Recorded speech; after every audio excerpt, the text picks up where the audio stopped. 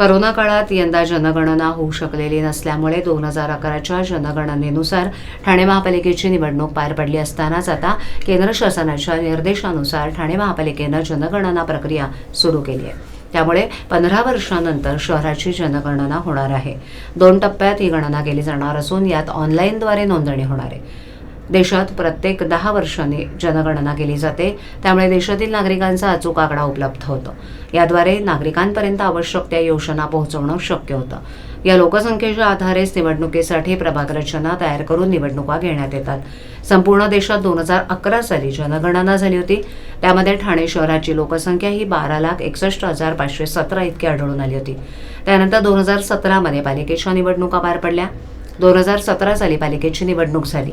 त्यावेळेला शहराची लोकसंख्या 18 लाखाच्या घरात गेल्याचा अंदाज वर्तवण्यात येत होता।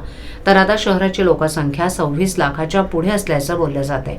10 वर्षांनी म्हणजे 2021 साली जनगणना होणार होती, मात्र याच काळात करोनाचा संसर्ग वाढला, त्यामुळे जनगणना होऊ शकली नाही। नुकत्याच झालेल्या पालिकेच्या निवडणुकाही 2011च्या जनगणनेनुसार घेण्यात आल्या। दरम्यान केंद्र सरकारनं जनगणना 2027ची घोषणा केली असून त्यासाठी सर्व शहरात जनगणनेची प्रक्रिया सुरू झाली असून अशीच प्रक्रिया ठाण्यातही सुरू झाली आहे।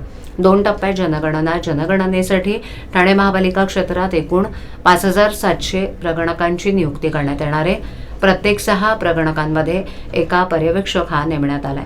एका प्रगणकाला 180 ते 200 नागरिकांची नोंदणी करण्याची जबाबदारी दिली जाणार आहे। जनगणनेपूर्वी पालिकेच्या आरोग्य केंद्राकडे उपलब्ध असलेला जन्म, मृत्यू, कुटुंब नोंदणी आणि इतर लोकसंख्याविषयक डेटा संकलित करून त्याची छाननी केली जात आहे।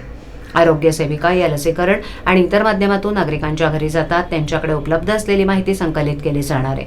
पहिल्या टप्प्यात म्हणजेच 1 ते 15 मे या कालावधीत ही कामं केली जाणार आहेत, तर दुसऱ्या टप्प्यात म्हणजे 16 मे ते 14 जून या कालावधीत घरोघरी जाऊन नागरिकांची माहिती नोंदवली जाणार आहे।